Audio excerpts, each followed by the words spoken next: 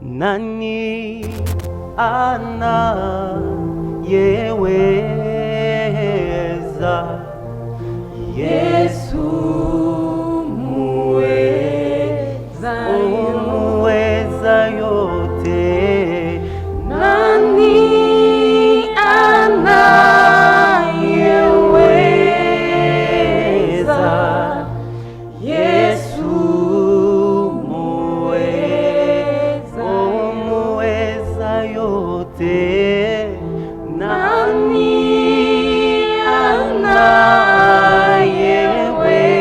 anayeweza? Yesu muweza yote. Oh, nani anayeweza? Yesu muweza yote. Nani anayeweza? Yesu muweza, muweza yote. Nani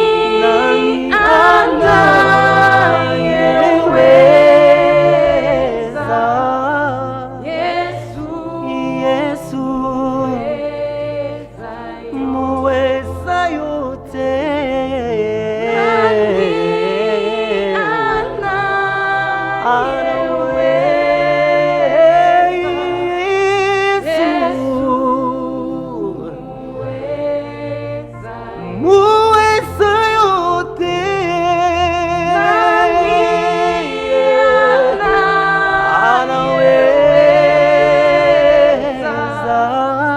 Yesu muweza yote.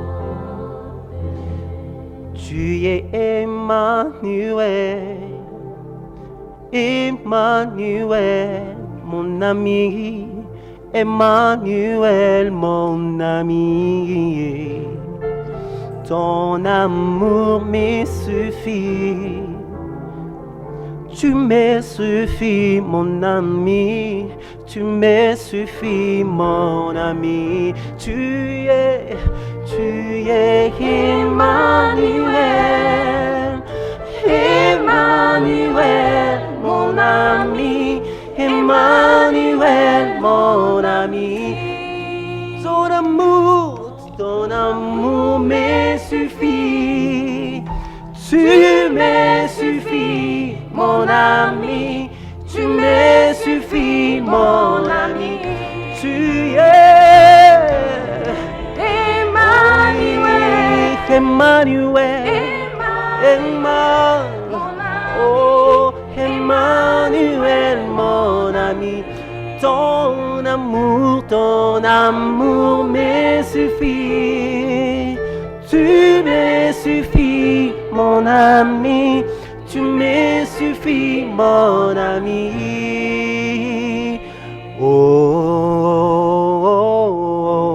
Oh, je crie à toi.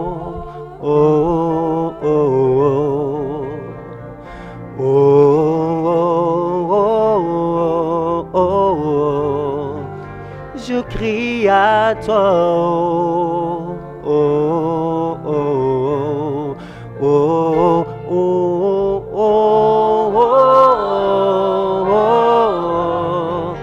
Je crie à toi. Moi je crie à toi.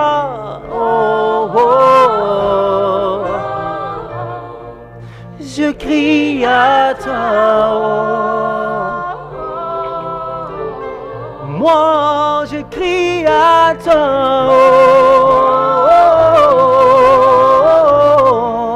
Je crie à toi.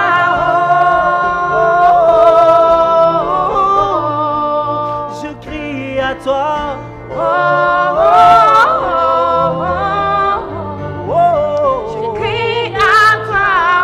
Je crie à toi.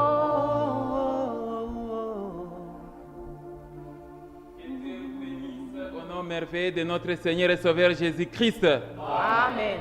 La semaine passée, nous avons vu un enseignement qui avait pour thème le commerce des prophéties dans les églises.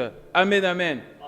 Et dans cet enseignement, j'avais essayé de démontrer comment certains serviteurs moins sérieux ont transformé le temple de Dieu en un lieu de trafic, en un lieu de commerce et de marchandage. Est-ce que j'ai parlé à quelqu'un? Et dans l'entretemps, les féticheurs et les marabouts s'y installent aussi dans les affaires de Dieu et essaient aussi de créer des ministères, essaient de créer des églises et commencent même des centres évangéliques venant au nom de Jésus, mais dans l'entretemps, en eux, ce sont des lourds ravisseurs et ça crée des problèmes. Est-ce que j'ai parlé à quelqu'un? Il y a beaucoup de difficultés en ce qui concerne la gestion de l'Église de nos jours. Vous allez constater que la trésorerie et autres postes clés de l'Église sont au bon soin du pasteur ainsi que de sa belle famille. Est-ce que quelqu'un comprend ça? Vous allez constater aussi que les membres de famille du pasteur ou du serviteur de Dieu, beau-frère, belle-sœur, petit de confiance, tout ça, et vous constaterez que le pasteur est entouré de personnes qui sont ses collimateurs. Et ça crée des problèmes. Et les membres de famille deviennent des fois des membres influents de l'Église et sont même au cœur de la gestion. L'Église commence à se transformer en une boutique des serviteurs de Dieu, ce qui n'est pas correct. Et nous déplorons ces comportements. Est-ce que j'ai parlé à quelqu'un? Et nous pouvons lire Jean chapitre 2, versets 13 à 16. Jésus-Christ avait constaté aussi ça dans l'Ancien Testament et plutôt dans le Nouveau Testament, dans les évangiles. Regardez Jean chapitre 2, versets 13 à 16. La Pâque des Juifs était proche et Jésus monta à Jérusalem. Verset 14. Il trouva dans les temples les vendeurs de bœufs, des brebis et des pigeons et les changeurs assis. Ayant fait un fouet avec des cordes, il les chassa tous du temple, ainsi que les brebis et les bœufs. Il dispersa la monnaie des changeurs et renversa les tables. Verset 16. Et il dit aux vendeurs des pigeons, ôtez cela d'ici, ne faites pas de la maison de mon Père une maison de trafic. Amen, amen. Le Seigneur Jésus-Christ était très énervé. Et quand nous avons lu la fois passée, Marc chapitre 11, verset 17, Jésus dit, ma maison sera appelée maison de prière pour toutes les nations, mais vous en faites une caverne de voleurs, ce qui n'est pas correct. Est-ce que j'ai parlé à quelqu'un? Certaines églises sont devenues comme des boutiques et des kiosques des serviteurs de Dieu. Et des fois, on ne sait même pas distinguer le patrimoine de l'église et le patrimoine du pasteur. Les biens du pasteur deviennent les biens de l'église, les biens de l'église deviennent les biens du pasteur. Il y a une confusion totale. Est-ce que j'ai parlé à quelqu'un? Nous voulons encore marteler sur ces fléaux qui guettent encore les églises dans nos jours.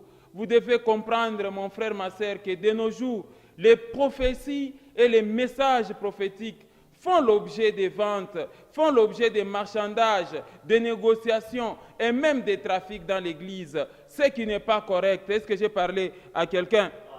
Il y a même des chrétiens qui se font escroquer par des serviteurs de Dieu, tout simplement parce que les messages prophétiques font l'objet maintenant des ventes aux enchères. Et les chrétiens ne comprennent rien, ils sont prêts à tout céder, ils sont prêts à donner de l'argent d'une manière vraiment aveugle en échange des prophéties. C'est de l'escroquerie tout simplement. Est-ce que j'ai parlé à quelqu'un? Voilà pourquoi aujourd'hui, nous allons encore revenir sur cette série des enseignements. Mais cette fois-ci, nous allons voir les thèmes intitulés « L'escroquerie des serviteurs de Dieu » à travers les messages prophétiques. L'escroquerie des serviteurs de Dieu à travers les messages prophétiques, c'est le thème que nous allons développer, toi et moi, cet après-midi, afin de te réveiller un peu du sommeil, afin que tu ne puisses pas considérer les serviteurs de Dieu comme un petit Dieu qui commence à mater sur ta vie. Est-ce que j'ai parlé à quelqu'un? Les messages prophétiques sont de nos jours des marchandises les plus coûteuses et les plus vendues. Quelqu'un comprend ça? Et pourtant, le Seigneur lui-même a donné l'instruction vous avez reçu gratuitement, donnez aussi comment? Gratuitement. Amen, amen. Notre verset de base est dans le livre de 2 Pierre, chapitre 2, les versets 1 à 3. Vous allez comprendre quelque chose. Regardez, il y a eu parmi les peuples de faux prophètes. Et il y aura de même parmi vous de faux docteurs, de faux serviteurs de Dieu, qui introduiront des sectes pernicieuses et qui, régnant les maîtres qui les a rachetés, attireront sur eux une ruine soudaine. Regardez le verset 2. Plusieurs les suivront dans leur dissolution et la voie de la vérité sera calomniée à cause d'eux. Verset 3. Par cupidité, la cupidité c'est l'amour exagéré de l'argent. Par cupidité, ils trafiqueront de vous, ils feront le commerce. Par cupidité, ils trafiqueront de vous au moyen des paroles trompeuses, au moyen des fausses prophéties, et qui menacent depuis longtemps la condamnation et dont la ruine ne sommeille point. Amen, amen. Quelqu'un a lu notre verset de base. Donc, ce que nous sommes en train de vous expliquer ici, ce sont les véritables paroles de Dieu. Là où on est en train d'avertir les chrétiens que vous devez faire très attention. Parce qu'il y avait des faux prophètes, il y en aura encore. Et ils vont introduire des sectes. Est-ce que quelqu'un comprend ça? Vous devez éprouver les esprits. J'ai parlé à quelqu'un. Notre enseignement est subdivisé en 3 parties. Quelqu'un comprend ça? Donc nous allons subdiviser notre enseignement en 3 parties. Dans la première partie, je vais vous expliquer, je vais vous donner la signification du concept escroquerie. Deuxième partie, la signification du concept prophétie. Et troisième partie, nous allons voir les formes d'escroquerie à travers les messages prophétiques. Est-ce que j'ai parlé à quelqu'un? Que cet enseignement, mon frère, ma sœur, puisse te donner le discernement et que cet enseignement puisse ouvrir tes yeux afin que tu ne puisses pas tomber dans les pièges des faux prophètes qui risquent de te ruiner, de bouffer de l'argent inutilement. Et pourtant là, Dieu ne vous exige pas de l'argent pour vous délivrer. Est-ce que j'ai parlé à quelqu'un? Personne ne peut jamais corrompre Dieu. Ce n'est pas au prix d'argent que tu peux obtenir ta délivrance. Est-ce que j'ai parlé à quelqu'un? C'est ce que je voulais vous expliquer dans cet enseignement. Commençons d'abord avec notre première partie de l'enseignement. Amen, amen. La première partie de l'enseignement, c'est la signification du concept escroquerie. Amen, amen. Peut-être vous allez dire que non, c'est trop dur. Pourquoi il parle de l'escroquerie des serviteurs? Peut-être vous allez dire que parler de l'escroquerie des serviteurs, c'est un peu une exagération de ma part. Mais laisse-moi vous certifier que ce n'est pas une exagération. C'est la parole de Dieu elle-même qui le dit. Est-ce que j'ai parlé à quelqu'un? C'est le mot qu'il faut, escroquerie. Ce n'est pas de l'injure. Mais il s'agit tout simplement d'un enseignement qui va aider à toi, les fidèles chrétiens, de ne pas se faire escroquer par des faux serviteurs et à toi, les faux serviteurs, d'échanger de conduite. Est-ce que j'ai parlé à quelqu'un? D'ailleurs, Jésus-Christ lui-même a dit que la plupart des faux serviteurs sont des voleurs. Ceux-là qui m'ont précédé, c'est-à-dire des faux serviteurs, sont des voleurs et des brigands. Jésus-Christ est en train d'utiliser ces mots sans rien aménager. Est-ce que quelqu'un comprend ça? Amen. Alors, qu'est-ce que vous pouvez comprendre par le mot escroquerie? Quelqu'un comprend ça? Alors, mes frères et sœurs, voilà comment vous devez comprendre. Le mot escroquerie, c'est un délit qui, tout comme le vol, s'inscrit dans les infractions dites d'imputation frauduleuse. Amen, amen. Ou encore, consiste pour un escroc, premièrement, à voler quelqu'un en abusant de sa confiance. 2. Tromper une personne pour la pousser à lui remettre un bien, de l'argent, à fournir un service ou à consentir un acte. Escroquerie signifie aussi obtenir ou soutirer l'argent, un bien ou un service à quelqu'un en trompant par des manœuvres frauduleuses, par le mensonge ou encore par la ruse. Que signifie encore escroquerie? Escroquerie signifie profiter de la naïveté de la personne pour s'approprier par ruse ou par mensonge ses biens ou son argent ou encore un service. Est-ce que quelqu'un a vu la définition de l'escroquerie? Donc, si un serviteur s'adonne à des fausses prophéties, à des faux messages pour avoir de l'argent, alors la Bible, tout comme le monde, peut le qualifier d'un escroc parce que Dieu ne t'a pas envoyé pour transmettre un message. Mais toi, tu pars pour aller transmettre un message et exiger de l'argent. Ce n'est pas de l'escroquerie, ça, mes frères. C'est de l'escroquerie. Ou si vous exigez un bien, amène-moi la télévision, amène-moi l'unique congélateur que tu as. Va dans ta maison, tu choisis un bien qui te coûte très cher et qui va te faire mal au cœur, amène-moi ça. Ce n'est pas de l'escroquerie, ça. Est-ce que c'est Dieu qui exige toutes ces choses ou bien c'est un homme? C'est un homme. Est-ce que j'ai parlé à quelqu'un? Voilà pourquoi vous devez comprendre toutes ces choses. Lisons d'abord les livres des Psaumes 101. Nous voyons le verset 7. Regardez ce que dit la parole. C'est lui qui se livre à la fraude n'habitera pas dans ma maison, dit l'Éternel. Et celui qui dit des mensonges ne subsistera pas en ma présence. Amen, amen. Voilà pourquoi nous avons l'habitude d'exhorter les serviteurs de Dieu. Si Dieu ne t'a rien dit, mieux vaut fermer ta bouche et te taire. Quelqu'un comprend ça?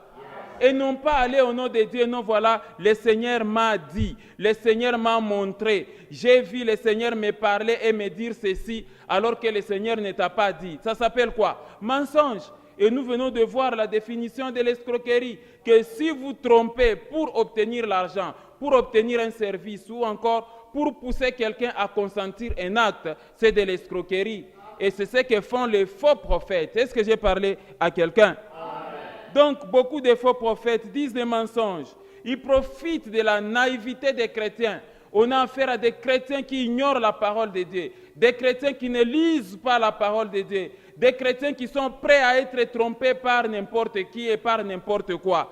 Quelqu'un comprend ça? Amen. Donc, profiter de la naïveté de la personne pour s'approprier de son argent, pour s'approprier de son bien, ou encore pour s'approprier de ses services, c'est vraiment être lâche. Quelqu'un comprend ça? Amen. Ce n'est pas bien, mon frère, ma sœur, ce n'est pas bien que les faux prophètes puissent commencer à se jouer de vous à travers des messages prophétiques.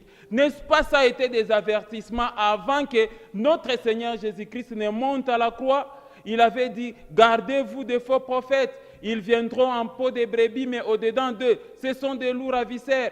Gardez-vous des faux prophètes, parce qu'ils vous trafiqueront. Quelqu'un comprend ça? Ils feront même des miracles jusqu'au point de séduire même les élites s'il était possible. Quelqu'un comprend ça? Aujourd'hui donc, de plus en plus de fidèles chrétiens sont victimes de l'escroquerie de la part de faux serviteurs de Dieu, de la part des faux prophètes. Est-ce que quelqu'un comprend ça? Il y a des faux prophètes qui abusent même des femmes, surtout les femmes stériles, les femmes qui ne mettent pas au monde. Des fois, on leur dit que non, voilà, le Seigneur m'a dit, il faut que je couche avec toi pour que tu puisses maintenant être féconde. Est-ce que c'est normal ça? Non. Et toi aussi, la femme naïve, et tu te permets même de faire n'importe quoi, tout simplement parce qu'on t'a prophétisé. Ce n'est pas correct. Est-ce que j'ai parlé à quelqu'un? Il y en a même ceux-là qui vont jusqu'à parler de la délivrance d'Élisée, que Élisée mit la bouche sur sa bouche, il mit son nez sur son nez, et il s'étala sur lui, tout ça, ainsi de suite. Mais Élisée était en train de le faire sur un cadavre, pas sur un être vivant. Est-ce que j'ai parlé à quelqu'un? Il suffit seulement qu'une maman puisse donner une jeune fille à un pasteur qui essaie un peu de délivrer la fille. Automatiquement, ça change. Ça change, ce n'est plus maintenant la prière de délivrance, ça devient maintenant des relations de copinage et des relations impudiques. Là, les faux serviteurs sont en train de décevoir les chrétiens. Est-ce que j'ai parlé à quelqu'un? Alors, aujourd'hui, mon frère, laisse-moi vous donner, sous forme d'une synthèse, les éléments constitutifs de l'escroquerie pour que vous ne puissiez pas dire que non, voilà, j'exagère, tout ça, on parle des serviteurs, mais les faux serviteurs, il faut les pointer des doigts. Et d'ailleurs, l'apôtre Paul parle en termes de chiens. Prenez garde aux chiens, prenez garde aux mauvais ouvriers, prenez garde aux faux circoncis. En Philippiens chapitre 3, les versets 1 à 2, vous allez voir toutes ces réalités. Est-ce que j'ai parlé à quelqu'un? Et Jésus dit que tous ceux-là qui ne viennent pas à mon nom, ce sont des brigands, ce sont des voleurs. Quelqu'un comprend ça? Alors, voici sous forme d'un tableau les éléments constitutifs de l'escroquerie comme infraction en droit et comparé à la Bible. Et vous allez comprendre réellement que les faux serviteurs qui rachètent les chrétiens au moyen des faux messages prophétiques et vous donnez l'argent, ce sont des escrocs comme dit la Bible. Est-ce que j'ai parlé à quelqu'un? Alors, selon les droits, il y a 3 éléments pour que l'escroquerie soit qualifiée d'une infraction ou pour que l'escroquerie soit établie. Premièrement, c'est l'élément légal. Dans l'élément légal, il faut que l'acte d'escroquerie soit prévu et puni par la loi. Si vous comparez à la Bible, selon la Bible, en Deutéronome chapitre 18, verset 20, la Bible est très claire. Mais le prophète qui aura l'audace de dire en mon nom une parole que je ne lui aurais point commandé de dire, ou qui parlera au nom d'autres dieux, ce prophète-là sera puni de mort. N'est-ce pas, la loi divine prévoit ça? Donc c'est un élément légal de l'escroquerie. Deuxième élément c'est l'élément matériel. Et l'élément matériel, c'est la tromperie et remise des biens d'argent. Là, c'est en droit. Donc, en d'autres termes, pour que l'escroquerie soit établie, il faut qu'il y ait un élément matériel. Et cet élément matériel est basé sur la tromperie ou la remise des biens d'argent. Et comment ça se passe du point de vue juridique? C'est l'utilisation d'un faux nom. Amen, amen. Alors, comme vous allez voir, là c'est en droit. Si nous sommes selon la Bible, en Matthieu chapitre 7, verset 22-23, la Bible dit ceci. Plusieurs me diront en ce jour-là, Seigneur, Seigneur, n'avons-nous pas prophétisé par ton nom? N'avons-nous pas chassé les démons par ton nom? Et n'avons-nous pas fait beaucoup de miracles par ton nom? Verset 23, alors je leur dirai ouvertement, je ne vous ai jamais connu, retirez-vous de moi, vous qui commettez l'iniquité. Donc les faux prophètes utilisent le faux nom. Donc c'est déjà un signe de l'escroquerie. Et regardez, toujours dans l'élément matériel, il y a aussi ce qu'on appelle l'utilisation d'une fausse qualité en droit. Et quand vous regardez en Matthieu chapitre 24, verset 24, le droit comparé à la Bible, il est dit, car il s'élèvera des faux Christ et des faux prophètes. Ils feront des grands prodiges et des miracles au point de séduire, s'il était possible, même les élites. Donc, si vous réunissez l'utilisation de faux noms et l'utilisation de la fausse qualité, l'escroquerie est établie comme infraction. Est-ce que j'ai parlé à quelqu'un? Regardez aussi le troisième élément au niveau de l'élément matériel, c'est l'utilisation abusive de la confiance. C'est-à-dire, les serviteurs de Dieu, on leur fait confiance par des chrétiens. Les chrétiens lisent un passage qui dit que non, ayez confiance à mes serviteurs, dit l'Éternel. Mais les faux serviteurs, quand vous les faites confiance, sachez qu'il va abuser de la confiance. Et l'utilisation abusive de la confiance, c'est de l'escroquerie. On peut voir ça en 1 Jean chapitre 4, verset 1. La Bible dit ceci, à vous les chrétiens, bien-aimés, n'ajoutez pas foi à tout esprit, mais éprouvez les esprits pour savoir s'ils sont de Dieu, car plusieurs faux prophètes sont venus dans le monde. Amen, amen. C'est ça, tu ne dois pas faire confiance à n'importe quel serviteur. Est-ce que j'ai parlé à quelqu'un? Et il y a aussi l'utilisation d'un faux document. Ça, c'est du côté droit, selon les droits pénals. Mais selon la Bible, quand nous sommes en 1 Corinthiens chapitre 2, verset 14, ça c'est pour expliquer que les faux serviteurs utilisent la parole de Dieu, mais ils tordent l'essence des Écritures. Ils interprètent très mal les Écritures. Voilà pourquoi l'apôtre Paul dit en 2 Corinthiens chapitre 2, ce n'est pas le verset 14, mais nous allons lire le verset 17. Le verset 17 dit ceci, « Car nous ne falsifions point la parole de Dieu comme font plusieurs, mais, je reprends, car nous ne falsifions point la parole de Dieu comme font plusieurs, mais c'est avec sincérité, mais c'est de la part de Dieu que nous parlons en Christ devant Dieu. Amen, amen. C'est ça, quand quelqu'un se permet de falsifier les Écritures, d'interpréter très mal les Écritures, donc il est en train d'utiliser les faux et usage des faux, et c'est de l'escroquerie. Est-ce que j'ai parlé à quelqu'un? Le troisième élément pour certifier l'escroquerie en droit pénal, c'est l'élément moral ou intentionnel. C'est-à-dire il faut apporter la preuve que l'escroc a vraiment eu l'intention et la volonté de tromper. Amen, amen.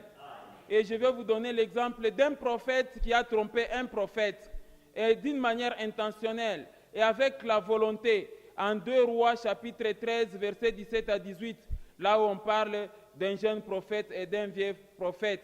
Dieu lui avait interdit que là où tu pars, il ne faut pas manger, il ne faut pas boire. Et un autre prophète lui a trompé. Et finalement, la conséquence, c'est que ce jeune prophète-là qui s'est fait tromper par les vieux prophètes a été bouffé, dévoré par un lion. Vous allez bien comprendre, c'est le contexte dans les livres des 2 Rois. Mais lisons ici 2 Rois, chapitre 13, versets 17 à 18. La Bible dit ceci. Et il dit, ouvre la fenêtre à l'Orient. Et il ouvrit. Élisée dit, tire. Et il tira. Élisée dit, c'est une flèche de délivrance de la part de l'Éternel. Une flèche de délivrance contre les Syriens. Amen, amen. C'est 1 roi chapitre 13. 1 roi, c'est le livre de 1 roi chapitre 13. 1 roi chapitre 13, les versets 17. Les versets 17 à 18. La Bible dit ceci. Amen, amen. Car il m'a été dit par la parole de l'Éternel, tu n'y mangeras point de pain et tu n'y boiras point d'eau et tu ne prendras pas à ton retour les chemins par lesquels tu seras allé. Ça, c'était l'ordre de l'Éternel. Et regardez le verset 18. Et il lui dit, c'est l'autre prophète qui lui dit, moi aussi, je suis un prophète comme toi. Et un ange m'a parlé de la part de l'Éternel et m'a dit, ramène-le avec toi dans ta maison et qu'il mange du pain et boive de l'eau. Il lui mentait.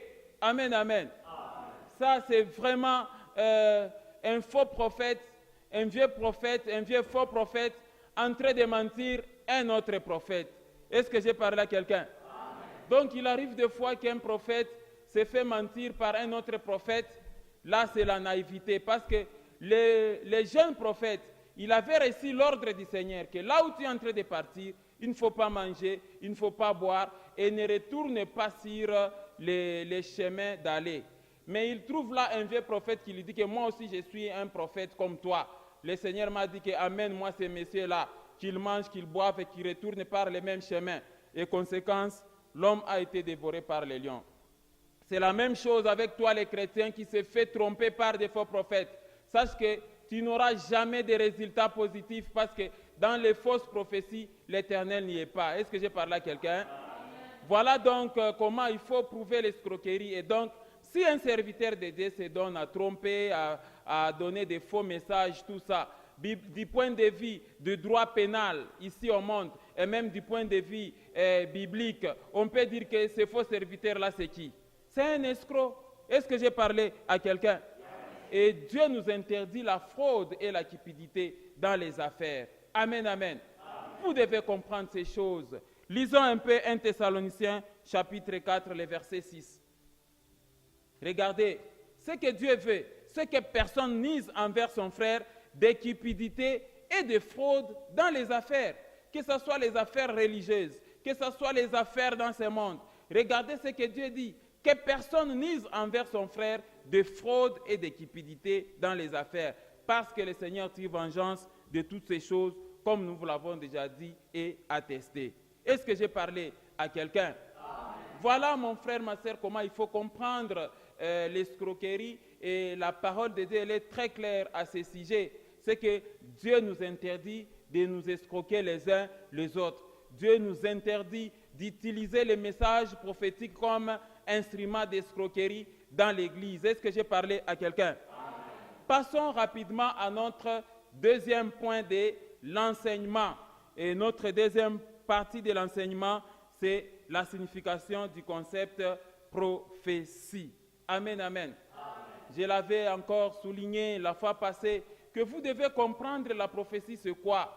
Vous devez, en tant que chrétien, comprendre c'est quoi la prophétie. Pourquoi le Seigneur dit que non, voilà, aucune prophétie de l'Écriture ne peut pas faire l'objet d'interprétation particulière. Vous devez comprendre toutes ces choses, mon frère, ma sœur. Dieu a mis cette parole à ta disposition afin que tu ne sois pas trompé par qui que ce soit. Amen, amen. Et même, Paul dit aux Colossiens que prenez garde, mon frère, ma sœur. Prenez garde que personne ne fasse de vous sa proie par la philosophie, par une tromperie des hommes, s'appuyant sur les traditions des hommes. Est-ce que j'ai parlé à quelqu'un? Et même, il dit aux Éphésiens, si je vous ai donné cette parole et j'ai mis des dons des ministères, c'est pour que vous ne soyez pas ballottés à tout vent des doctrines, par la tromperie des hommes, par les ruses, dans les moyens de séduction. Est-ce que j'ai parlé à quelqu'un?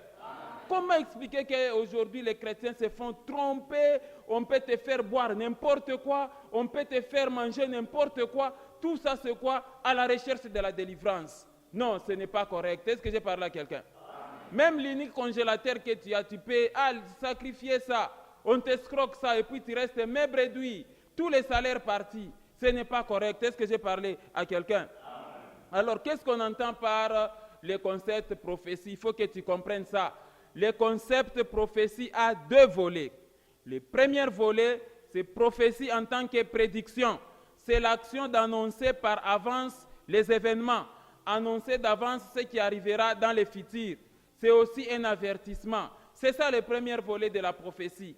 Deuxième volet de la prophétie, c'est la prophétie en tant que parole écrite, parole prêchée, parole enseignée, parole déclarée, parole communiquée. C'est ça la prophétie. Est-ce que j'ai parlé à quelqu'un?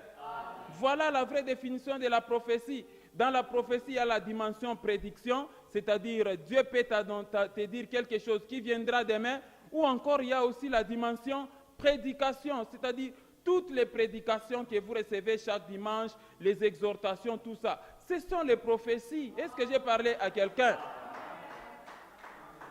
Alors, voilà le petit tableau qui démontre aussi prophétie en tant que volet prédiction et prophétie en tant que volet parole de Dieu. Amen, amen. Alors, si nous lisons, par exemple, du côté prédiction, regardez 1 Roi chapitre 17, les versets 1 et les versets 7. Regardez. Élie le Tishbite, l'un des habitants des Galates, dit à Akab, l'Éternel est vivant, le Dieu d'Israël dont je suis le serviteur. Il n'y aura cette année-ci ni rosée, ni pluie, sinon à ma parole. Quelqu'un voit la prophétie? Mais quand vous êtes au verset 7, vous voyez l'accomplissement. La Bible dit, mais au bout d'un certain temps, les torrents fit à sec, car il n'était point tombé de pluie dans les pays. Amen. Ça, c'est la prophétie volée prédiction. Amen, amen. Mais par contre, quand vous êtes du côté prophétie volée prédication, du côté volet parole de Dieu, regardez 1 Corinthiens chapitre 14, verset 3. C'est lui qui prophétise, au contraire, parle aux hommes, les édifie, les exhorte, les console. Amen. Quelqu'un a lu le passage de 1 Corinthiens 14, verset 3. C'est lui qui prophétise, au contraire, il parle aux hommes, il les édifie, il les exhorte et les console. Amen, amen. Alors maintenant, on te dit que celui qui prophétise doit exhorter, doit consoler ou encore doit les enseigner. Mais d'où viennent les idées que la prophétie, je vois un cercueil sur ta tête, Je vois un scorpion dans ton ventre. Je vois un serpent sur ton lit, tout ça. En quoi tu exhortes, en quoi tu édifies? Est-ce que quelqu'un comprend ça? Ce n'est pas correct ce que les gens font pour faire trembloter les gens et finalement, en échange, c'est l'argent. Ce qui n'est pas correct. Amen, amen. Et toi, les chrétiens qui m'entendent, tu dois prendre tes dispositions si on t'a déjà trompé plusieurs fois par des faux prophètes. Est-ce que j'ai parlé à quelqu'un? Donc, en résumé, qu'est-ce qu'on entend par prophétiser? En résumé, parler de prophétiser, c'est prédire l'avenir par inspiration divine. Amen, amen. Donc, en résumé, prophétiser, c'est prédire l'avenir par l'inspiration divine, prévoir et dire d'avance ce qui doit arriver, une révélation d'un événement futur dans son premier volet. Et dans le deuxième volet, prophétiser, c'est déclarer la parole, prêcher la parole, enseigner la parole, communiquer la parole de Dieu. C'est ça la prophétie. Est-ce que j'ai parlé à quelqu'un? Donc, l'enseignement de la parole de Dieu, comme je l'avais dit autrefois, la Bible, c'est ça la prophétie par excellence. Amen, amen. Voilà. Bien-aimés, passons maintenant à notre dernier point et je te prie d'être très attentif. La troisième partie de l'enseignement, c'est les formes d'escroquerie des serviteurs à travers les messages prophétiques. Amen, amen. Suivez-moi attentivement parce que là, je reviens encore pour marteler sur ce que j'avais enseigné la fois passée afin que tu comprennes et que tu ne te laisses pas escroquer par des serviteurs de Dieu. Est-ce que j'ai parlé à quelqu'un? Vous savez, nous prions le Seigneur pour que des serviteurs de Dieu aussi puissent avoir du travail, qu'ils soient aussi bénis et qu'ils ne manquent pas à manger dans leur maison. Amen, amen. Que les serviteurs de Dieu ne manquent pas de quoi scolariser ses enfants, de quoi payer les loyers, tout ça, ainsi de suite. Parce que si l'escroquerie commence à régner dans les milliers de serviteurs, c'est tout simplement à cause de la faim. Amen, amen. À cause du manque d'argent et des fois à cause de la cupidité tout simplement ou l'amour exagéré de l'argent. Il y a certaines personnes, certains hommes estiment que non, quand tu commences seulement l'église, en tout cas une année c'est beaucoup, tu vas déjà t'installer, tu auras un véhicule, tu vas commencer à traumatiser les chrétiens, il y aura des gros et des petits poissons, c'est toi qui gères l'argent, tout ça, et puis au bout de 2 ans, on commence à t'inviter aux États-Unis, en France, tout ça, donc c'est comme si être à la tête d'une église, ça devient le canal par lequel la vie devient facile pour la gagner. Amen, amen. Bon, la Bible dit que la piété, c'est une source de gains. Il n'y a pas de problème, mais honnêtement, est-ce que quelqu'un comprend ça? Pas d'une manière honnête, parce que ce qui est vrai, Dieu honore ceux-là qui les servent. La Bible dit que Dieu n'est pas injuste pour oublier votre travail et l'amour que vous montrez pour son nom et rendant encore des services au sein. Dieu est le rémunérateur de ceux qui les cherchent. C'est vrai, si quelqu'un aspire à être un serviteur de Dieu, il désire une œuvre excellente, mais il y a des qualités qu'on vous a enseignées. Est-ce que j'ai parlé à quelqu'un? Et non pas entrer dans le travail du Seigneur avec l'esprit de vol, l'esprit d'escroquerie, l'esprit de faire de l'argent de l'Église, l'argent du serviteur. Non, là, ça ne va pas. Et que considérer les chrétiens, les fidèles chrétiens qui viennent dans votre Église comme vos clients. Non, là, ça ne marche pas. Est-ce que j'ai parlé à quelqu'un? Donc, à cause de la faim, à cause de la cupidité, à cause du chômage, les besoins non satisfaits, tout ça, la recherche de la notoriété, il y a certains serviteurs qui se livrent tout simplement à la tromperie et aux actes d'escroquerie. Amen, amen. Et c'est là, sous couvert des messages prophétiques, ce qui n'est pas bon. Quelqu'un comprend ça? Il n'y a rien de nouveau sous le soleil. Ça existait bien avant. Lisons un peu Jérémie chapitre 6, verset 13. Vous allez comprendre quelque chose. Regardez ce que dit l'Éternel. Car depuis les plus petits jusqu'aux plus grands, tous sont avides des gains. C'est-à-dire tous cherchent l'argent, tous cherchent les intérêts, tous cherchent à gagner de l'argent dans l'église. Car depuis les plus petits jusqu'aux plus grands, tous sont avides, sont assoiffés des gains, sont assoiffés de l'argent. depuis les prophètes jusqu'aux sacrificateurs, tous usent quoi? Des tromperies. Amen, amen. Ça, c'est Jérémie qui est en train de le dire. Depuis les plus petits jusqu'aux plus grands, tous usent des tromperies. Amen, amen. Voilà comment je vais vous présenter les schémas des marchandages et de l'escroquerie prophétique dans les églises. Est-ce que j'ai parlé à quelqu'un? Les marchandages et l'escroquerie prophétique dans l'église. Voilà comment ça se passe. Amen, amen. Qui est le client ou encore l'acheteur? C'est les fidèles chrétiens d'un côté. Et de l'autre côté, vous avez les commerçants ou les vendeurs qu'on appelle des faux serviteurs de Dieu, et c'est surtout les faux prophètes. Amen, amen.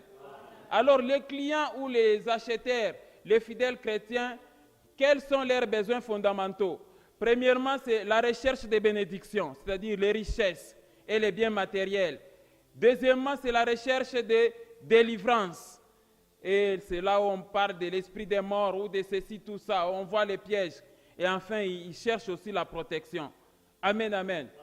Par contre, de l'autre côté, vous avez les marchandises. Les marchandises présentées par les commerçants ou les vendeurs ou les faux serviteurs, c'est les prophéties des terreurs et les messages prophétiques. Donc, que ce soit les clients, les acheteurs, fidèles chrétiens, et les commerçants ou vendeurs, faux serviteurs, tous se retrouvent à un seul endroit, l'église. Tous ont une institution d'appui qu'on appelle l'église. Et c'est là que serviteurs et chrétiens s'appuient. Amen, amen.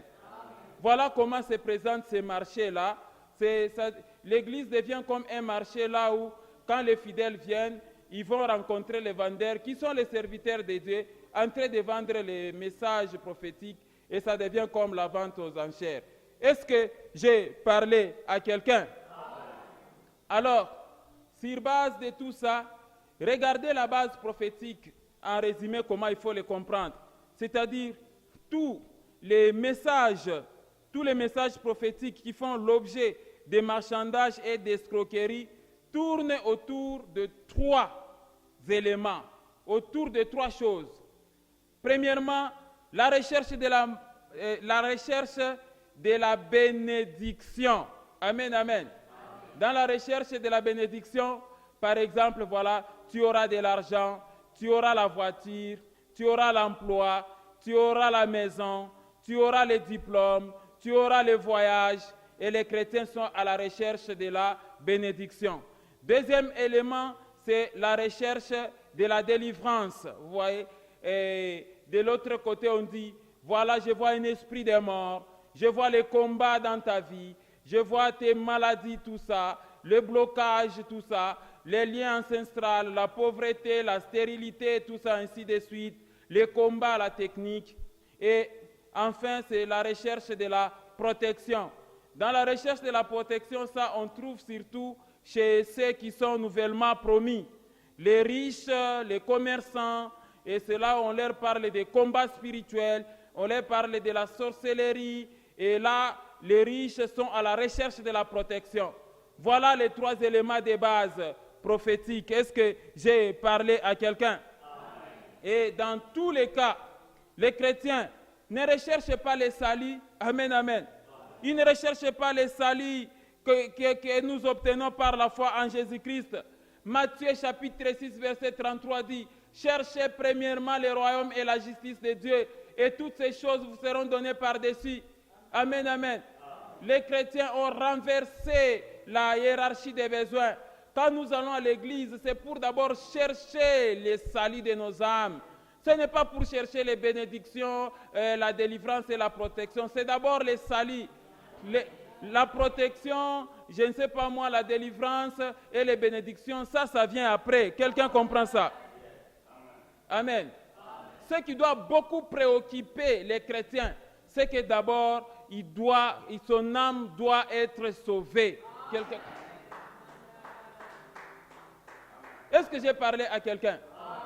Donc, si vous comprenez ça, la Bible nous précise que nous tous, nous sommes d'abord évangélistes de nous-mêmes. Quelqu'un comprend ça? Parce que la Bible dit ceci en Matthieu chapitre 16, verset Matthieu chapitre 16, verset 26. Et que servirait à quelqu'un de gagner tout le monde s'il perdait son âme? Donc, amen, amen. C'est-à-dire, le chrétien doit d'abord chercher à gagner quoi? Son âme lui-même, en s'évangélisant lui-même pour les saluts éternels. C'est ça l'objectif de l'Église. Quelqu'un comprend ça? Et que donnerait-il en échange, en échange de votre âme? Quelqu'un comprend ça? Qu'est-ce que vous allez donner? Le prix de votre âme, c'est le sang précieux de Jésus-Christ qui a coulé à la croix. Donc la motivation pour aller prier, pour aller à l'église, doit être d'abord le salut de quoi? De vos âmes. Et les restes vous seront donnés par-dessus. Amen, amen. Donc protection, bénédiction et richesse ou encore délivrance, ce sont les accessoires. Amen, amen. Et d'ailleurs, en droit, on a toujours dit que c'est l'accessoire qui suit les principales. Quelqu'un comprend ça? Or, les principales, c'est les saluts. Et les accessoires, c'est ça, bénédiction, délivrance, tout ça, ainsi de suite. Est-ce que j'ai parlé à quelqu'un? Voilà pourquoi quand Paul exhorte les Corinthiens, il dit, si c'est seulement dans cette vie que nous espérons, des biens matériels que nous voyons, c'est que nous sommes les plus malheureux des hommes. Est-ce que j'ai parlé à quelqu'un? Donc, les principales, c'est les saluts, et l'accessoire, c'est ça, bénédiction, délivrance et protection. Est-ce que quelqu'un comprend ça? Donc, vous devez comprendre que, je vais vous donner un exemple. Vous ne pouvez pas mettre la cravate sans avoir mis la chemise. Amen, amen. Vous ne pouvez pas non plus cueillir les fruits si l'arbre n'existe pas. Quelqu'un comprend ça? Ainsi, l'arbre, c'est les salis, et les fruits, c'est ce que vous récoltez comme produit de votre salut. Le Seigneur sait que vous avez besoin de la protection, de la bénédiction, de la délivrance. Mais aujourd'hui, les chrétiens ont pris la bénédiction, la délivrance et la protection. Ils ont mis ça avant. Les salis, ça vient après. Ce qui n'est pas correct. Est-ce que j'ai parlé à quelqu'un? De toute façon, la voie de la bénédiction, la voie de la protection et de la délivrance, c'est la connaissance de Dieu. C'est avoir Dieu avec toi et vivre dans sa présence. Est-ce que j'ai parlé à quelqu'un? Pratiquez les commandements. Parce que si vous ne comprenez pas toutes ces choses, conséquences, on commence à vous tromper par des prophéties, les marchandages et l'escroquerie à travers les messages prophétiques. Est-ce que j'ai parlé à quelqu'un? Lisons un peu Jérémie chapitre 23, les versets 11 à 15. Vous allez comprendre quelque chose. Prophètes et sacrificateurs sont comment? Corrompus. Amen. Ça veut dire en d'autres termes, prophètes et sacrificateurs sont des escrocs. Prophètes et sacrificateurs sont corrompus. Même dans ma maison, j'ai trouvé leur méchanceté, dit l'Éternel. Verset 12. C'est pourquoi leur chemin sera glissant et ténébreux, et ils seront poussés, et ils tomberont, car je ferai venir sur eux le malheur, l'année où je les châtierai, dit l'Éternel. Verset 13. Dans les prophètes de Samarie, j'ai vu de l'extravagance. Amen, amen. Ils ont prophétisé par Baal. Ils ont égaré mon peuple d'Israël. L'extravagance. Regardez le verset 14. Mais dans les prophètes de Jérusalem, j'ai vu des choses horribles. Ils sont adultères. Ils marchent dans les mensonges. Ils fortifient les mains des méchants afin qu'aucun ne revienne de sa méchanceté. Ils sont tous à mes yeux comme Sodome et les habitants de Jérusalem comme Gomorrhe. Verset 15. C'est pourquoi ainsi parle l'Éternel des armées sur les prophètes. Voici, je vais les nourrir d'absinthe et je leur ferai boire des eaux empoisonnées, car c'est par les prophètes de Jérusalem que l'impiété s'est répandue dans tous les pays. Amen, amen. Voilà la conséquence, mon frère, ma sœur. Ce n'est pas correct ce que font les faux prophètes aujourd'hui. Alors, je vais vous montrer les 6 formes d'escroquerie des serviteurs à travers les messages prophétiques. Amen, amen. Voici les 6 formes d'escroquerie des faux serviteurs de Dieu à travers les messages prophétiques. La première forme, c'est les prophéties ou les messages prophétiques qui sont considérés comme des éléments marketing dans l'Église. Amen, amen. Ah, là, c'est un problème. C'est-à-dire, en tant qu'élément marketing, la prophétie attire la foule. Amen, amen. Si vous voulez que votre église grandisse vite, il faut commencer à prophétiser. Mais est-ce qu'on va prophétiser des mensonges? Quelqu'un comprend ça? La Bible dit que c'est lui qui prophétise, il édifie, il console, il exhorte. Mais prêche seulement la parole si tu veux que ton église soit grande. Est-ce que j'ai parlé à quelqu'un? Donc, en tant qu'élément marketing, la prophétie attire la foule. Et c'est la preuve d'un pouvoir surnaturel du prophète. Et les fidèles estiment que celui qui prophétise, c'est celui-là qui est en connexion avec Dieu. Amen, amen. Ce qui n'est pas correct. Et c'est comme ça que ce qu'on avait expliqué la fois passée, comme conséquence, on catégorise deux types d'églises. Il y a l'église des voyants, c'est là où il y a plein de fidèles. C'est-à-dire là, on est en train de vous montrer tout ce qui se passe là. Voilà, il y a la sorcellerie dans votre vie, tout ça, ainsi de suite. Et tout le monde veut occuper la première place pour se faire prophétiser. Quand on a prophétisé quelqu'un, l'autre on ne l'a pas prophétisé, vous sortez là fatigué. Pourquoi on voit seulement les problèmes des autres et moi on ne voit pas mes problèmes? Pourquoi moi on ne me prophétise pas seulement les autres? Ah bon? Est-ce que l'église devient comme chez un marabout, là on doit te raconter tout ça? La Bible ne dit-elle pas que invoque-moi, je te montrerai les choses cachées, des choses que tu ne connais pas encore? Est-ce qu'il faut que le prophète passe par là pour que tu saches? Mais invoque l'Éternel. Est-ce que j'ai parlé à quelqu'un? Tu as besoin de connaître les choses secrètes qui se passent dans ta famille ou bien dans ta vie. Tout ce que l'Éternel te demande, c'est de faire quoi? De l'invoquer. Amen, amen. Nous avons reçu aussi le Saint-Esprit de même mesure que les prophètes. Toi, les chrétiens, là. Amen. Oui, je vois, il y a un musicien chrétien qui a chanté. Kolo apesinga téléphone à mon limo. J33-3, Jérémie 33-3. Amen, amen. Invoque-moi. Est-ce que j'ai parlé à quelqu'un? L'Éternel te dit, toi, invoque-moi, je te montrerai les choses cachées, des choses que tu ne connais pas encore. Pas nécessairement aller, oh, je ne vois pas, on ne m'a pas prophétisé. Qu'est-ce que le Seigneur a dit à propos de ma vie? Est-ce qu'il faut que quelqu'un le dise à ta place? Mais invoque-le, il te le dira. Est-ce que j'ai parlé à quelqu'un? Et voilà pourquoi, comme conséquence, chez cette église-là qu'on appelle des voyants, les jours où le prophète est en voyage, tout le monde sèche. Les gens ne viennent pas à l'église. Amen, amen. Et quand ils apprennent que le prophète est rentré, oh là là, vous êtes là en foule finalement. Vous cherchez Dieu ou bien vous cherchez un homme. Est-ce que j'ai parlé à quelqu'un? Et c'est comme ça qu'il existe aussi, soi-disant, les églises des non-voyants, c'est-à-dire, elles ne voient rien. Ce n'est pas correct, c'est ça. Est-ce que j'ai parlé à quelqu'un? Nous allons à l'église pour aller écouter la parole. Et écouter la parole, c'est déjà la prophétie par excellence. Lisons Matthieu chapitre 24, verset 11. Matthieu chapitre 24, le verset 11 dit ceci.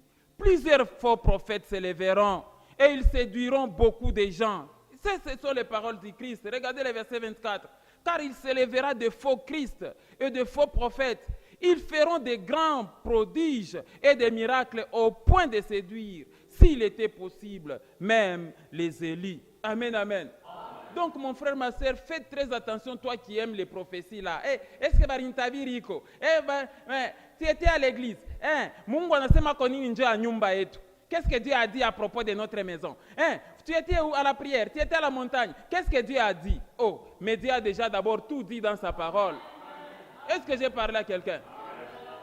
Je l'avais dit encore la fois passée que le silence de l'Éternel n'est pas synonyme de son absence. Amen, amen. Oui, vous pouvez prier l'Éternel. Vous voulez qu'il parle, vous voulez forcer Dieu à parler. Pourquoi? Amen, amen. Il ne faudrait pas que chaque fois quand vous vous réunissez là, vous avez prié, oh, qui a vu un signe ici? Qui a vu quelque chose? Alors, conséquence, on commence à vous tromper. Oh non, quand on priait là, j'ai vu comme si nous étions dans une fête et on a commencé à donner des plats à chacun et les gens ont commencé à manger pour dire que nous serons bénis cette année. Et l'année se termine, il n'y a pas de bénédiction. Amen, amen. Ce sont des mensonges. Oh non, quand on priait là, j'ai vu des assiettes Et j'ai vu les gens qui servaient des pommes, tout ça. J'ai vu un arbre fruitier, il y avait des mangues mûres. Tout le monde a cueilli des mangues, tout ça, et tout le monde a mangé. Et le Seigneur est en train de dire que dans cette église, cette année ne se terminera pas. Tout le monde sera béni. Et quand l'année se termine, on ne voit même pas cette bénédiction en question. Donc c'était mensonge. L'Éternel ne t'a pas montré, l'Éternel n'a rien dit. Vous avez prophétisé tout simplement par audace. Est-ce que j'ai parlé à quelqu'un? Lisons un peu Jérémie chapitre 23, versets 16 à 24. Longue lecture, mais tire la leçon, toi qui m'écoutes. Est-ce que j'ai parlé à quelqu'un? Regardez. Ainsi parle l'Éternel des armées. N'écoutez pas les paroles des prophètes qui vous prophétisent. Quelqu'un comprend ça? Est-ce que le verset n'est pas clair? Ainsi parle l'Éternel des armées. N'écoutez pas les paroles des prophètes qui vous prophétisent. Ils vous entraînent à des choses de néant. Ils disent des visions de leur cœur et non ce qui vient de la bouche de l'Éternel. Verset 17. Ils disent à ceux qui me méprisent, donc à ceux-là qui ne pratiquent pas les commandements, l'Éternel a dit, vous aurez la paix. Et ils disent à tous ceux qui suivent les penchants de leur cœur, c'est-à-dire ceux qui ne pratiquent pas les commandements, il ne vous arrivera aucun mal. Verset 18. Qui donc a assisté au conseil de l'Éternel pour voir, pour écouter sa parole? Qui a prêté l'oreille à sa parole? Qui l'a entendu? Quand un prophète vient dire que non, le Seigneur me dit, est-ce que toi tu as entendu le Seigneur te dire? Regardez le verset 19. Voici la tempête de l'Éternel, la fureur éclate, l'orage se précipite, ils font sur la tête des méchants. Verset 20. Je n'ai point la colère de l'Éternel ne se calmera pas jusqu'à ce qu'il ait accompli et exécuté les desseins de son cœur. Vous les comprendrez dans la suite des temps. Verset 21. Je n'ai point envoyé ces prophètes, dit l'Éternel. Je n'ai point envoyé ces prophètes et ils ont couru. Je ne leur ai point parlé et ils ont prophétisé. Verset 22. S'ils avaient assisté à mon conseil, ils auraient dû faire entendre mes paroles à mon peuple. Amen, amen. C'est-à-dire, si réellement ces prophètes-là qui te prophétisent la guerre, les combats, les cercueils et tout ça, les blocages, si réellement il était au conseil de l'Éternel, il viendrait tout simplement t'enseigner la parole de Dieu que je t'enseigne maintenant. Amen, amen. S'ils avaient assisté à mon conseil, ils auraient dû faire entendre mes paroles à mon peuple et les faire revenir de leur mauvaise voie, de la méchanceté de leurs actions. 23. Ne suis-je un Dieu que de près, dit l'Éternel, et ne suis-je pas aussi un Dieu de loin? Verset 24. Quelqu'un se tiendra-t-il dans un lieu caché sans que je le voie, dit l'Éternel? Ne remplis-je pas moi les cieux et la terre, dit l'Éternel des armées. Amen, amen. Deuxième forme des mensonges et de l'escroquerie des prophètes à travers les messages prophétiques, c'est les prophéties ou les messages prophétiques qui font l'objet d'une organisation particulière. Amen, amen. Ça fait l'objet d'une organisation particulière. J'aimerais que tu ouvres grandement tes oreilles pour comprendre ça, afin de ne pas te retrouver de ne pas tomber dans l'escroquerie des faux prophètes. Amen, amen. Voilà comment j'ai résumé les tableaux. Voilà comment ça se présente au niveau de cette organisation soi-disant prophétique. Il y a d'abord ce qu'on appelle les cabinets prophétiques. Et les cabinets prophétiques là est composé d'abord de la réception. À la réception là, c'est là où il y a le secrétariat. Et ce cabinet-là est composé de 3 types de prophètes. Vous avez les grands prophètes. Et les grands prophètes, lui, il s'occupe des gros poissons, c'est-à-dire des chrétiens riches. Quand un chrétien s'amène là, directement on l'amène chez papa. Donc chez les grands prophètes là, c'est là où on traite, donc il est comme le spécialiste pour les gros poissons. Et vous avez aussi les prophètes majeurs. Les prophètes majeurs, lui, c'est monsieur tout le monde. Il s'occupe des petits poissons et il peut prophétiser. Vous avez aussi ceux-là qu'on appelle les prophètes juniors. Et ce sont les apprentis. Donc, c'est-à-dire, on leur dit que non, vous êtes à l'école de la prophétie. Tout ce qui vient à l'esprit, il faut le dire. Amen, amen. Et là, vous trouvez 4 fiches qui font l'objet de la vente. Il y a 4 types de fiches. La première fiche, c'est la fiche de consultation prophétique. Les tarifs varient d'un client à un autre. Si c'est un riche, ça peut aller même jusqu'à $1,000, $2,000, $3,000, $5,000. Si c'est un pauvre, ça peut arriver même à 5,000 francs, 10,000 francs, ça dépend. C'est la fiche de consultation prophétique. Puis vous avez la fiche de suivi des messages ou des rappels à Dieu. Les tarifs varient aussi. Vous avez aussi la fiche d'accomplissement des messages à mi-parcours. Et là, on vous demande l'offrande d'accomplissement à mi-parcours des messages. Amen, amen. C'est-à-dire, vous avez constaté que ce que le prophète avait dit, ça commence petit à petit à se réaliser. Il faut déposer l'offrande à mi-parcours. Et enfin, vous avez la fiche qu'on appelle la carte de prière pour obtenir des rendez-vous de prière personnelles avec les prophètes. Quelqu'un a vu comment est l'organigramme des cabinets prophétiques là où on vend toutes ces choses, donc ça devient comme un hôpital. C'est-à-dire, vous allez quelque part à un centre de santé, on vous dit que non, ça ce n'est pas notre cas, il faut voir les grands prophètes.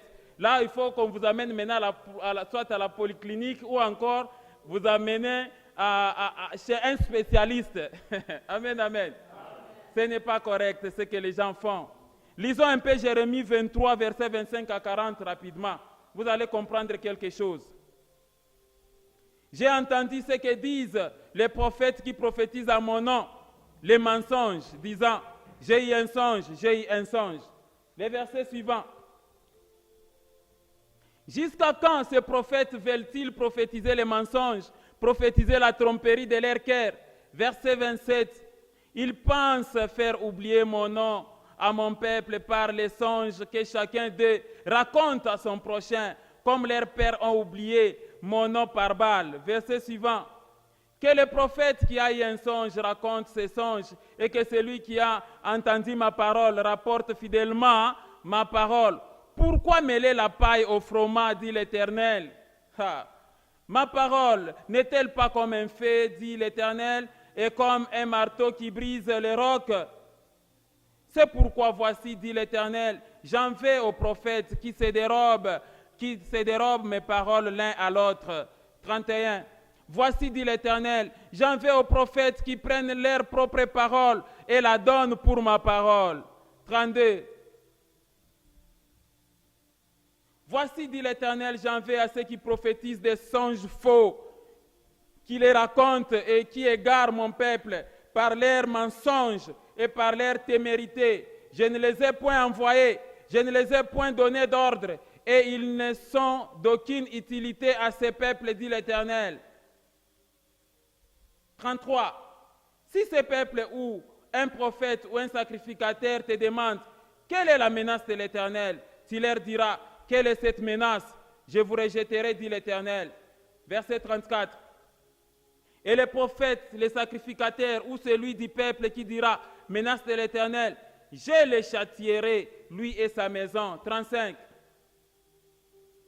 Vous direz chacun à son prochain, chacun à son frère, qu'a répondu l'Éternel, qu'a dit l'Éternel. 36. Ces prophètes conspirent dans son sein. Mais vous ne direz plus, menace de l'Éternel, car la parole de chacun sera pour lui une menace. Vous tordez les paroles du Dieu vivant, de l'Éternel des armées, notre Dieu. 37. Tu diras au prophète, que t'a répondu l'Éternel? Qu'a dit l'Éternel? Et si vous dites encore, menace de l'Éternel, alors ainsi parle l'Éternel, parce que vous dites ces mots, menace de l'Éternel, quoique j'ai envoyé vers vous pour dire, vous ne direz pas menace de l'Éternel. 39. À cause de cela, voici je vous oublierai et je vous rejetterai, vous et la ville que j'avais donnée à vous et à vos pères. Je vous rejetterai loin de ma face. 40. Je mettrai sur vous un opprobre éternel et une honte éternelle qui ne s'oubliera pas. Amen, amen. Voilà les conséquences de ceux-là qui prophétisent très mal. Si vous êtes un véritable prophète de Dieu, il faut parler de la parole de Dieu. Amen, amen. Alors le point 3, ou troisième forme d'escroquerie à travers les messages prophétiques. Les prophéties ou les messages prophétiques s'accompagnent des objets appelés les prophétiques. Amen, amen. Alors ici, qu'est-ce qui se passe? Ce sont les outils avec lesquels les prophètes utilisent et opèrent sa délivrance. Amen, amen. Les prophètes utilisent des objets. Et quels sont ces objets? J'essaie de vous donner une liste qui n'est pas exhaustive. Voilà ce qu'ils appellent les prophétiques. L'huile de palme, l'huile d'olive ou encore toute autre huile, les aliments, le parfum, le bougie, les bâtons, la natte, les balais, les objets sonores, le mouchoir avec lequel les prophètes s'essuient, les livres, les carnets, les prières ou encore les feuilles des arbres sont autant des instruments que les prophètes utilisent, et des fois de l'eau ou encore n'importe quel fruit, tout ça ainsi de suite pour dire voilà ce que le Seigneur m'a demandé de vous délivrer avec. Est-ce que j'ai parlé à quelqu'un? La fois passée, j'avais dit que Dieu est dynamique dans sa façon de délivrer les gens. Dieu est multisystème. Un jour, peut-être Dieu, prenons l'exemple seulement de Jésus-Christ. Jésus-Christ avait délivré un aveugle en utilisant la salive. Amen, amen. Est-ce que c'est pour autant que tous les aveugles de Jérusalem et d'Israël étaient délivrés par la salive? Non. Amen, amen. Dieu est multisystème et Dieu est dynamique dans sa façon de délivrer les gens. Vous ne devez pas vous habituer à une seule méthode que non, ici pour nous, c'est seulement les parfums, ou bien c'est seulement l'huile d'olive, ou bien ici chez nous, la délivrance, ça passe nécessairement par la veste du serviteur. Ce n'est pas correct. Est-ce que j'ai parlé à quelqu'un? Lisons Ézéchiel chapitre 22 et nous allons voir les versets 25 à 28. Ces prophètes conspirent dans son sein comme des lions rugissants qui déchirent leurs proies. Ils dévorent les âmes, ils s'emparent des richesses et des choses précieuses. Ils multiplient les veuves au milieu d'elles. Ces sacrificateurs violent ma loi et profanent mes sanctuaires. Ils ne distinguent pas ce qui est saint de ce qui est profane. Ils ne font pas connaître la différence entre ce qui est impur et ce qui est pire. Ils détournent les yeux de mes sabbats et je suis profané au milieu d'eux. Ces chefs sont dans son sein comme des loups qui déchirent leurs proies. Ils répandent les sangs, perdent les âmes pour assouvir leur cupidité. 28. Et ces prophètes ont pour eux des enduits, des plâtres, c'est ça, des vaines visions, des oracles menteurs. Ils disent, ainsi parle le Seigneur et l'Éternel ne leur a point parlé.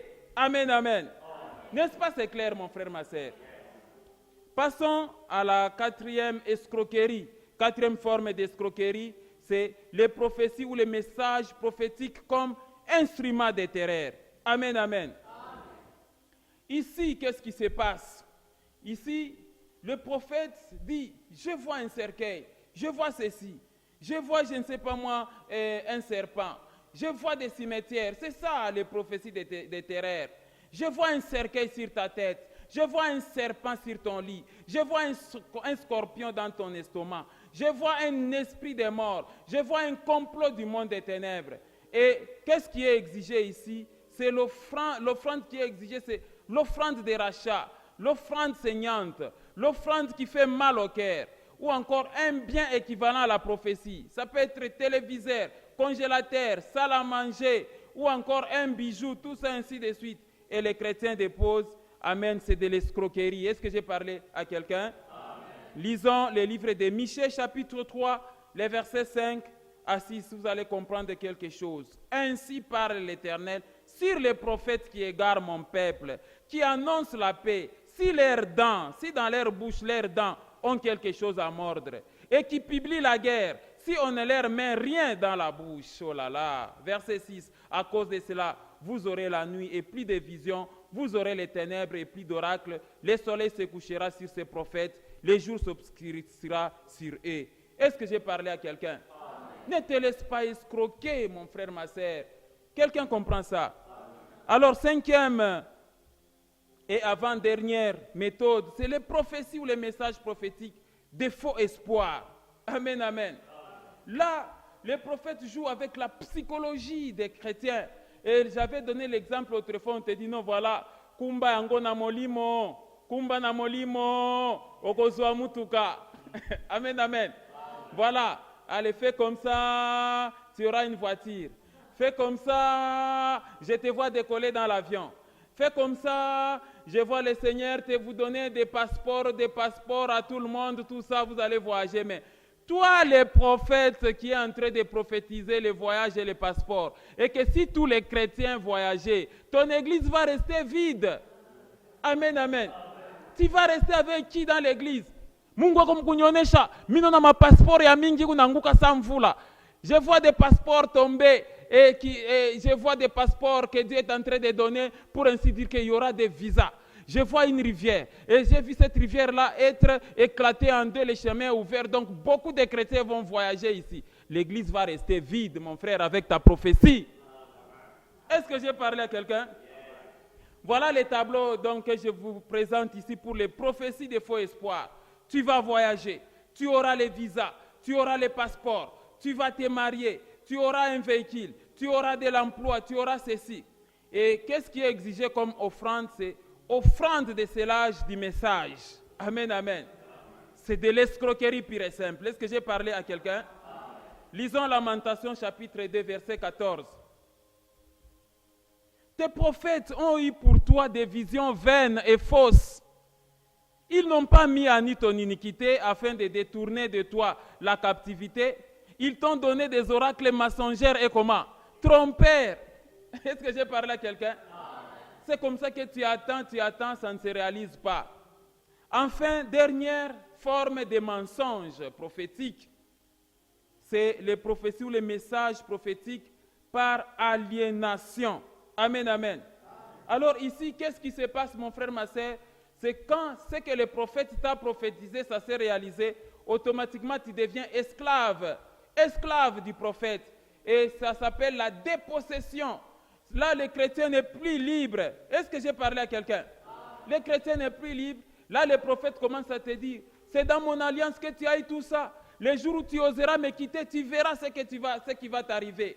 C'est grâce à mes prières que tu as des maisons, que tu as eu 2 conteneurs. Maintenant, je t'ai fait arriver à 15 conteneurs. C'est grâce à mes prières que tu n'es pas en prison. C'est grâce à moi que tu as été nommé. C'est grâce à moi que tu fais ceci. Là, le chrétien n'a plus la liberté. Le chrétien n'a plus la liberté de sa vie et il est dans la dépossession. Est-ce que j'ai parlé à quelqu'un? Le prophète qui a prophétisé les fidèles, une fois le message est accompli, c'est fini. Il devient comme le maître de la personne et l'autre devient esclave. C'est la dépossession. Toutes les grandes décisions, c'est le prophète maintenant qui doit prendre. C'est le prophète qui gère la maison. Le prophète peut venir tout prendre. Le prophète peut prendre ton salaire. Il peut t'exiger, amène-moi la voiture. Là, je vois, il y a un cercueil. Amène-moi la provision à la maison. Paye-moi un véhicule. Paye-moi ceci, tout ça. Les gens deviennent des esclaves. Est-ce que j'ai parlé à quelqu'un? C'est dans mon alliance que tu as eu toutes ces choses. Ce n'est pas correct. Est-ce que j'ai parlé à quelqu'un?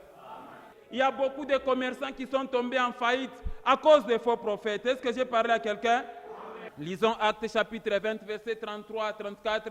J'atterris dans 3 minutes, mon frère, ma sœur. J'atterris. Regardez l'apôtre Paul, il dit ceci. Je n'ai désiré ni argent, ni or, ni les vêtements des personnes. Amen, amen. C'est ça. Pourquoi avoir des prophéties? Regardez verset 34. Vous savez vous-même que ces mains ont pourvu à mes besoins et à ceux des personnes qui étaient avec moi. Amen, amen. Pourquoi des prophéties, des menaces? Oh non, voilà, c'est dans mon alliance que tu as eu ce que tu as. C'est grâce à moi que tu es ce que tu es. Le jour où tu me quitteras, tu verras. Ce n'est pas correct. Est-ce que j'ai parlé à quelqu'un? Lisons 1 Thessaloniciens chapitre 2, verset 9. Vous allez comprendre quelque chose là-bas. La Bible dit ceci. Vous vous rappelez, frères, notre travail et notre peine, nuit et jour à l'œuvre, pour n'être à charge à aucun de vous. Amen, amen. Lisons aussi Matthieu chapitre 7, chapitre 10, les versets 7 à 10. La Bible est très claire. Allez prêcher et dites le royaume des cieux est proche. Verset 8. Verset 8. Guérissez les malades, ressuscitez les morts, purifiez les lépreux, chassez les démons. Vous avez reçu gratuitement, donnez aussi comment? Gratuitement. Il n'y a pas d'exigence dans la délivrance. Ne prenez ni or, ni argent, ni monnaie dans vos ceintures. C'est ça. Il n'y a pas d'exigence. Ni sac pour le voyage, ni dette unique, ni souliers, ni bâton, car l'ouvrier mérite sa nourriture. Amen, amen. Lisons aussi Luc chapitre 17, versets 7 à 10. Qui de vous ayant un serviteur qui laboure ou paie des troupeaux lui dira, quand il revient des champs, approche vite et mets-toi à table. Verset 8.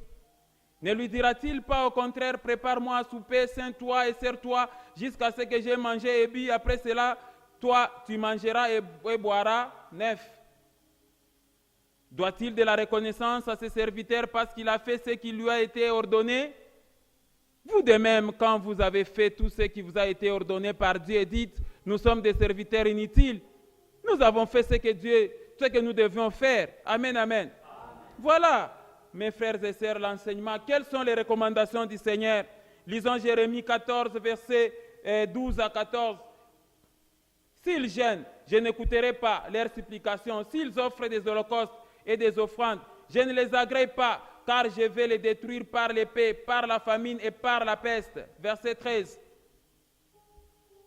J'ai répondu, ah Seigneur l'Éternel, voici les prophètes leur disent, vous ne verrez point l'épée, vous n'aurez point la famine, mais je vous donnerai dans ces lieux une paix. Verset 14. Et l'Éternel me dit, c'est les mensonges que prophétisent à mon nom les prophètes. Je ne les ai point envoyés, je ne les ai point donné d'ordre, je ne les ai point parlé. Ce sont des visions mensongères, des vaines prédictions, des tromperies de leur cœur qu'ils vous prophétisent. Est-ce que j'ai parlé à quelqu'un? Deuxième recommandation, Romains 16, 17, 18. Je vous exhorte, frères, à prendre garde à ceux qui causent des divisions et des scandales au préjudice de l'enseignement que vous avez reçu. Éloignez-vous d'eux. Verset 18. Car de tels hommes ne servent point Christ notre Seigneur, mais leur propre ventre, et par des paroles douces et flatteuses, ils séduisent les cœurs des simples. Amen. Et enfin, dernier verset, Matthieu 7, 15 à 20. La Bible dit ceci, gardez-vous des faux prophètes. Ils viennent à vous en vêtements de brebis, mais au-dedans, ce sont des loups ravisseurs. 16. Vous les reconnaîtrez à leurs fruits. Cueille-t-on des raisins sur les épines ou des figues sur des chardons? 17. Tout bon arbre porte de bons fruits, mais les mauvais arbres portent de mauvais fruits. 18. Un bon arbre ne peut porter de mauvais fruits, ni un mauvais arbre porter de bons fruits. 19. Tout arbre qui ne porte pas de bons fruits est coupé et jeté au feu. 20. C'est donc à leurs fruits que vous les reconnaîtrez. Amen, amen. Que mon enseignement puisse vraiment te donner l'éveil spirituel et l'avertissement et le discernement. Est-ce que j'ai parlé à quelqu'un? Que Dieu vous bénisse au nom de Jésus-Christ. Que Dieu soit loué pour l'enseignement. Que Dieu soit loué. À toi d'entendre et de mettre à profit. Que Dieu vous bénisse.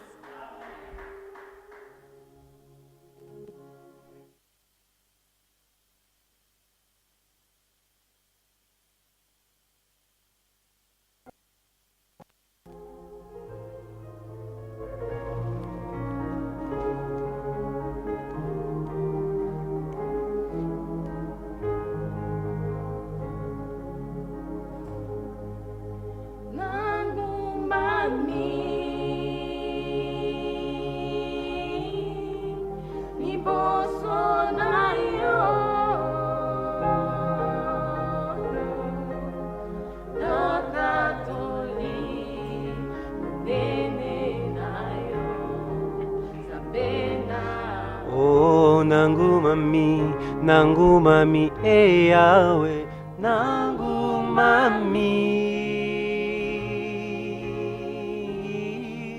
liboso na yo, natatoli munene na yo, oh tongu mami, Yahweh.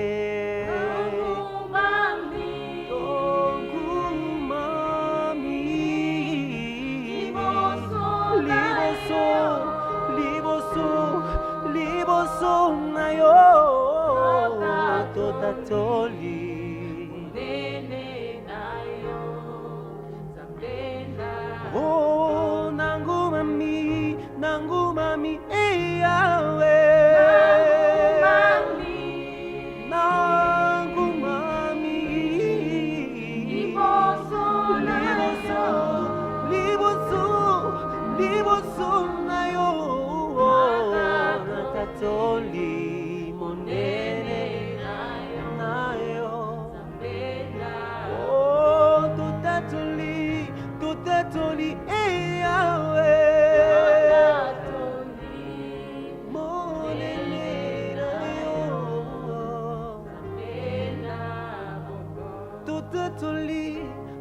toli eya